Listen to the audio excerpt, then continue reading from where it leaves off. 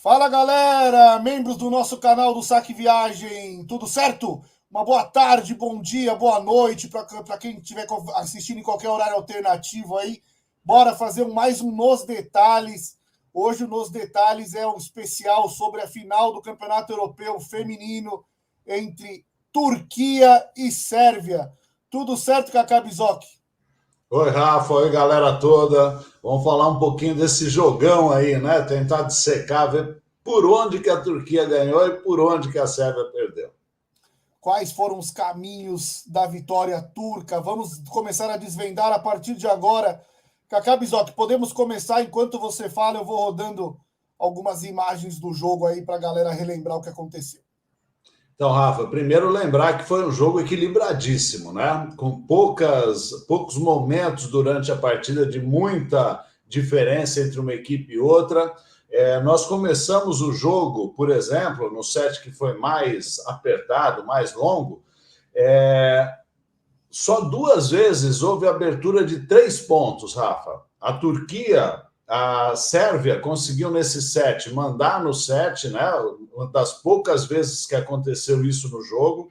Abriu 18-15 e abriu 19-16. Fora esses momentos, Rafa, a diferença foi de 2 ou de 1. Olha o tamanho do equilíbrio, o tamanho do nível, né? Que essas duas equipes desenvolveram na partida. Apesar do set equilibrado, Rafa, a Sérvia sempre na frente e sempre comandando. E isso foi fundamental para, no final do set, mesmo com aquele equilíbrio, a Sérvia abrir dois pontos e fechar a parcial. Lembrando que eu fiz uma análise aqui que vocês vão acompanhar, principalmente nos últimos pontos de cada set, a partir do 20º ponto, mais especificamente. Como é que as coisas aconteceram? Porque eu gosto muito de entender o jogo, Rafa, quando ele é equilibrado dessa forma, de como realmente ele foi definido. Porque o que você fez antes, pouco importa às vezes, né? O set veio equilibrado. Na hora que realmente precisa daquela jogadora, precisa ter o controle, precisa ter a coragem, como é que cada equipe reagiu. Então, nos últimos 2 pontos desse set, nos últimos pontos desse set, a partir do 20º, Rafa, sabe o que decidiu o set? 2 erros da Turquia.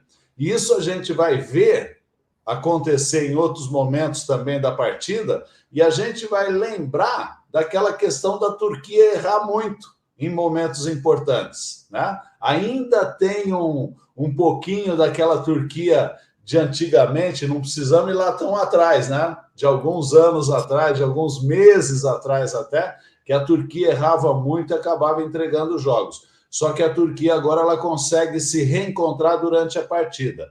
Nesse primeiro set, os erros da Turquia acabaram sendo decisivos nesse final de set.